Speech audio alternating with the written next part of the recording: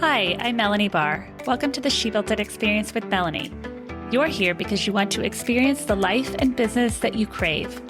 Join me as I talk to women who have successfully built it, a career and business that they love. We dive into the topic of how they built it and talk about everything from having the courage to make career leaps to the details of how to lead effectively, create successful teams, implement strategies for growth, and infuse tech innovation.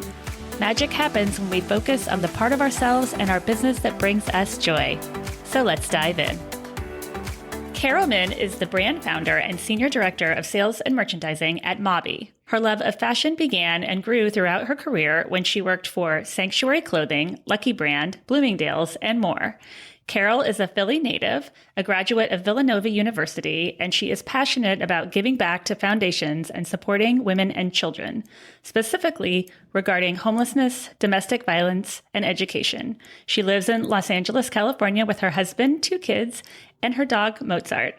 Thank you so much for joining us today, Carol. Please tell us about your early career experiences and what led you to become the brand founder at Mobby.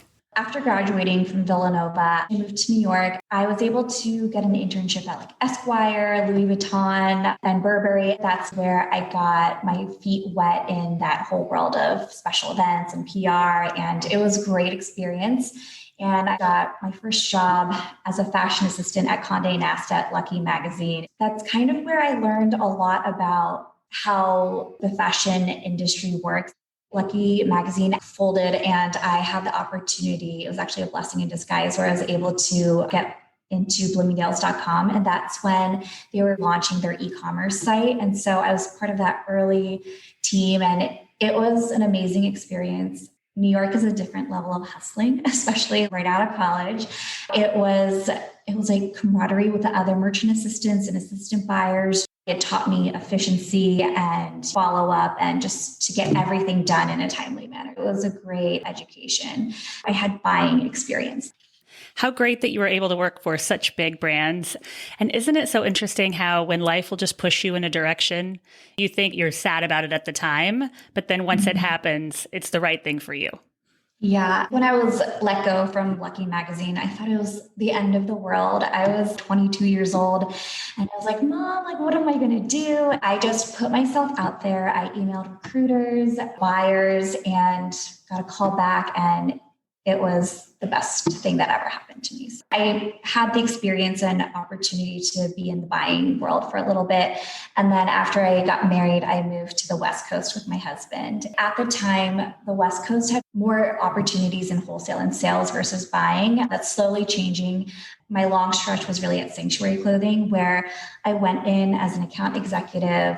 It was in the off-price private label division. They gave me the opportunity to grow it as much as I wanted. And they gave me the support design team and make it what you can. And it grew to be an enormous piece of the business. I learned so much about product development, sales, and creating a cohesive collections. I was there for about 6 years, and in early 2020, I was connected with a woman named Doris Kaporis at Stoney Apparel, which is my parent company. They have been around for a really long time. We're looking to expand their portfolio and business into more branded women's contemporary.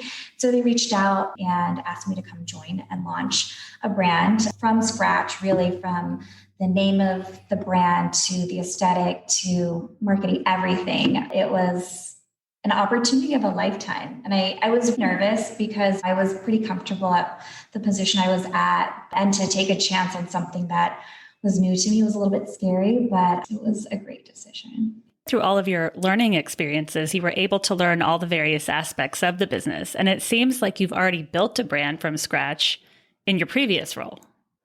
Yes, I kind of had a foundation from my previous jobs in PR, sales, and product development, and I just had to bring it all together. But once I came here and I launched Mobby, it was lightning speed. A lot of it was you make the most of what you can. It was myself just at first. It was a lot of evenings just trying to figure out how has PR evolved since 10 years ago? Who are the new players? Who should I be reaching out to? What are the new publications? And doing all my research. It's come a long way, but it's been good. What has building a successful career in the apparel industry taught you, and how does that help you in running your business today? You took all of those aspects and put them into what? As an entrepreneur, we take days off and we make sure to live our joy, but are we ever really off? Yeah, it's never off. Right. I can tell you that for sure. At Sanctuary, it was a really small team for my division, but I had to be nimble. And I think being nimble and kind of being a Jill of all trades has been the best thing in my career, being able to take pieces and bring it all together. Certain roles at companies, I don't know if I could ever go back to it, but I feel like if I were just to do sales or just to do design, it wouldn't be as fulfilling. So I love that I can bring all of these different pieces that I've learned in every job that I've had and bring it together and brainstorm and create a vision for what the brand can be and executing it. Can you tell us about a most memorable experience that you had throughout your career that you carry with you today? Growing up, I went shopping every weekend with my mom. Our favorite department store was Bloomingdale's. Just at the time, I didn't know they had different divisions. I would go there every weekend and just look at the new apparel and collections and learn about all of the designers and look for the best sales. And when I finally was able to be at Bloomingdale's, I remember going into my first interview and being like, oh my God, I can't believe I'm in Bloomingdale's headquarters. This is outrageous. And I'd call my mom and be like, Mom, it went well and I got the job. And working at Bloomingdale's, it felt like such a proud moment for me. Bloomingdale's was this big company that I never saw myself being part of. I was just the consumer, the customer, and to be on the other side, putting out product that the customers are purchasing and knowing that my mom is on the floor shopping those designers and pieces, it was such a proud moment. That's so nice. And how fun is it to have those memories and then to move on and actually be a part of them? Yes, it's amazing. What gave you the courage to launch Mobby? What gave me courage to launch Mobby is the story of my parents, them being immigrants coming to the country and taking those chances and risks and seeing what a beautiful life they were able to build for both my sister and I.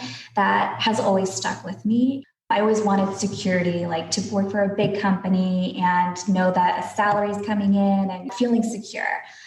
And going into Mobby, I didn't know if it was going to succeed. I knew it would require more hours of my time, and I had 2 young children, but you can create something so amazing for your customers and create something that your children can be proud of, that you can be proud of. And don't be afraid because mom and dad did it. They created their own American dream. And for me to take that courage into my workplace has given me the strength to keep going and know that, anything's possible. It seems like you're taking your parents' legacy and moving forward and also giving that to your children. Yeah. What do you like the most about what you do now? What I like most is that although I have a parent company and I do report to upper management, there is an autonomy that they give me to really create something that they have always tried to explore, and I can bring that to them. For example, social media, digital advertising, doing podcasts, and creating relationships within the community has been really great for me. I think being able to connect with other women and entrepreneurs, hearing their stories and learning from them has been what I really love about this position. Whatever I put in, I feel like that's what I get back. And so that's been really rewarding.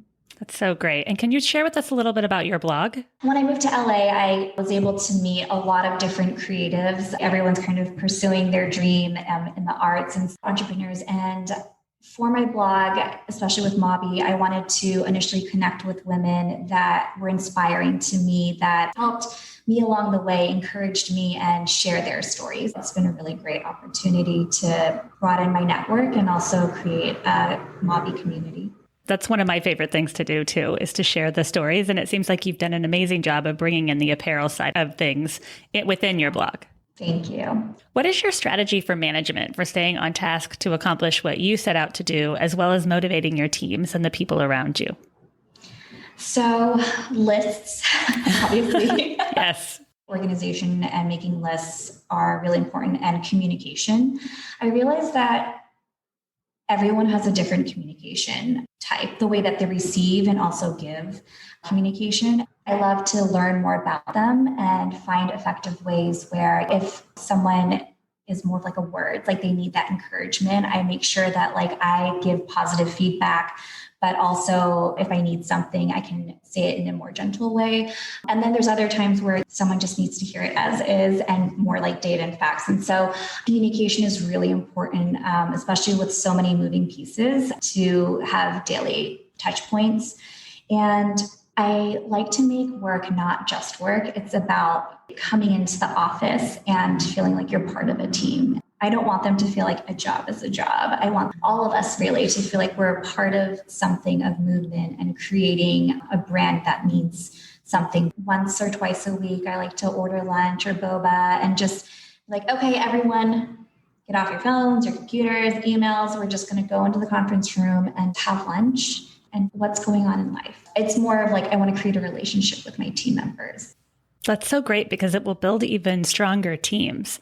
And it's such good advice to look at communication style, because often we get busy and we just want to get things done. But it's so smart of you to really take the time to see what each individual team members or team leaders, how they communicate the most effectively. Really good advice. Thanks. How has your business shifted over the last year? What obstacles have you been able to overcome, and what successes have you had? Well, I joined Mobby right before the pandemic, so February of 2020, and the lockdown happened of March 2020. So a lot definitely changed within the first month of my joining the team. But I think that being nimble has really been the strongest suit that I was able to bring to Mobby. I had accounts set up, like the collection that I was going to do. And once the shutdown happened, department stores were all closed. My buyers were just on hold.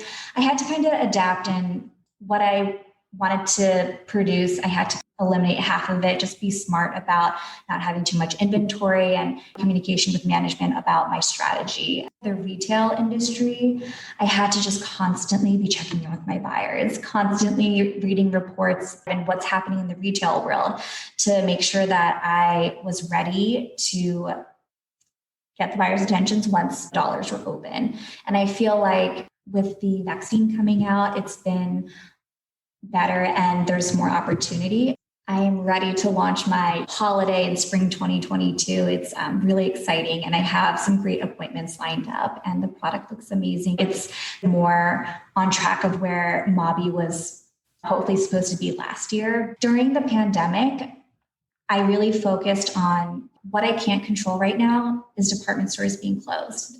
The buyers aren't buying right now because they also have no idea what is going to happen. And so I think being able to focus on, let's think about what are the sustainable fabrics that we can go after? What are the new customers that I could go after? How can we improve our social media presence? Who can we reach out to? There were different areas of growing a brand that I could focus my attention on. And so during the pandemic, I had to shift and focus more on different areas than just the sales. Yeah, the marketing, the digital advertising, the outreach, that kind of became my big focus.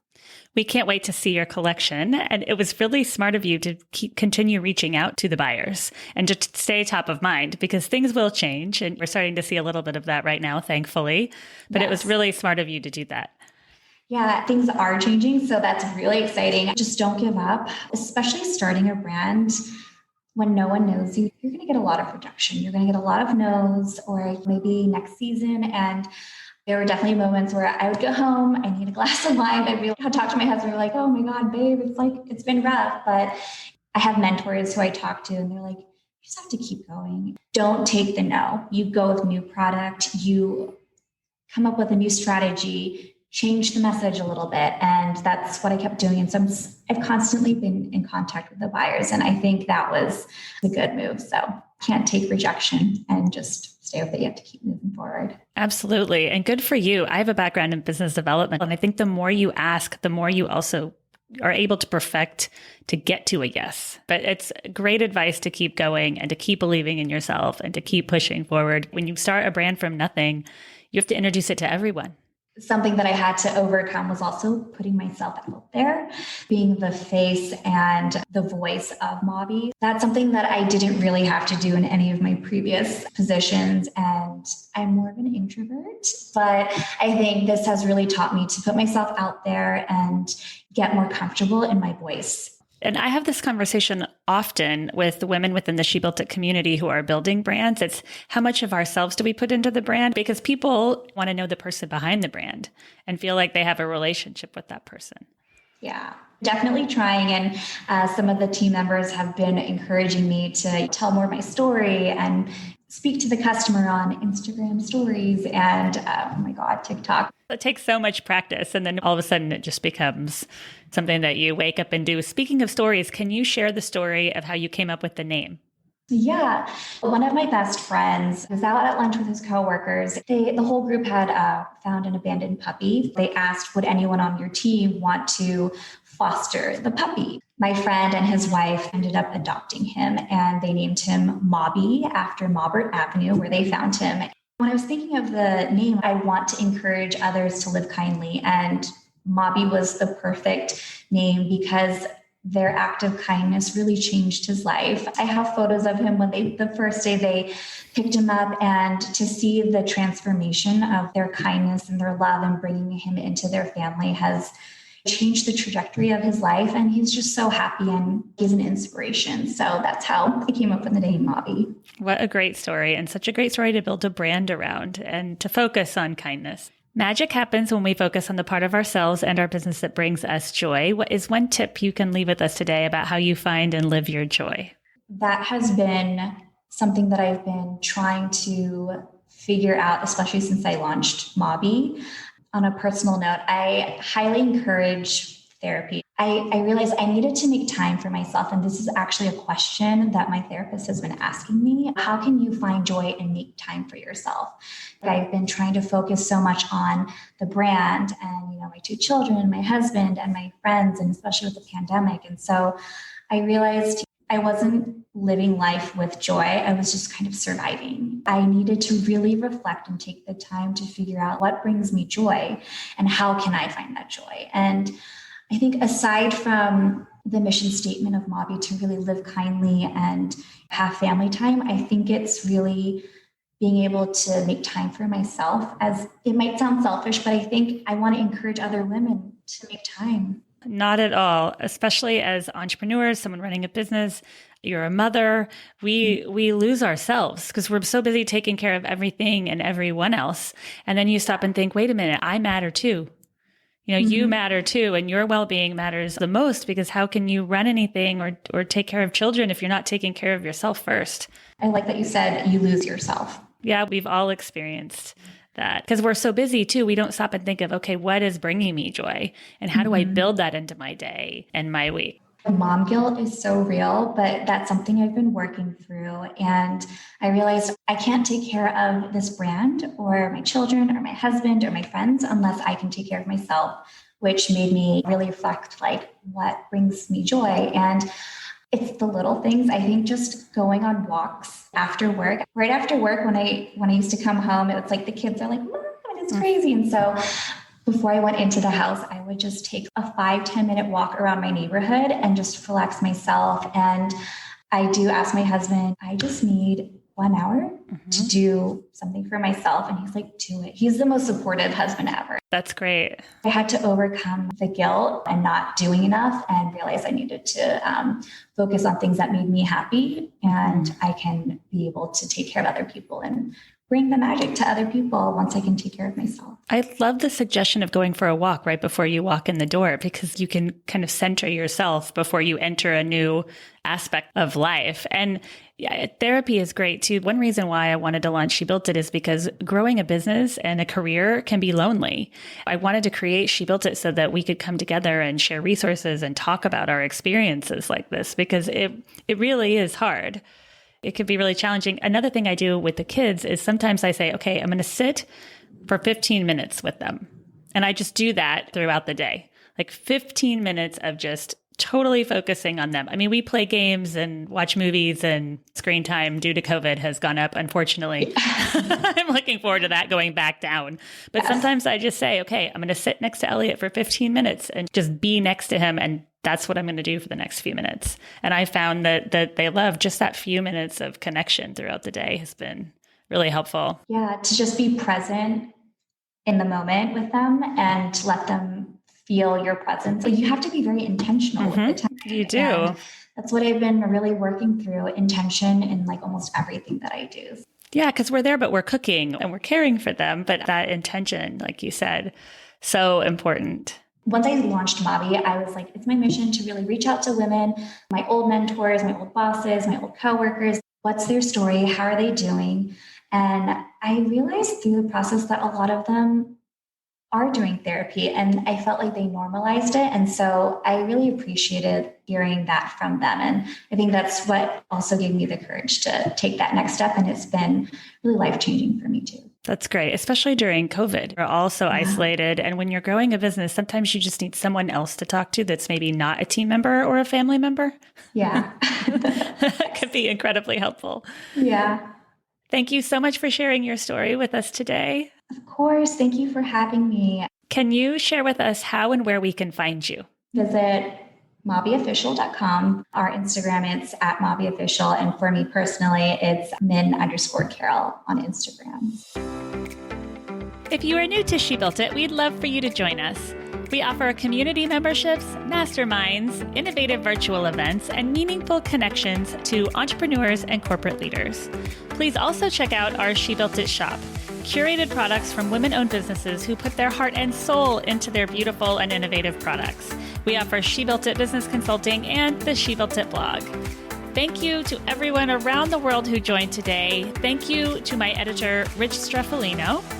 Please download and subscribe wherever you get your podcasts. And until next time, together, let's let nothing stop us from experiencing the life that we crave.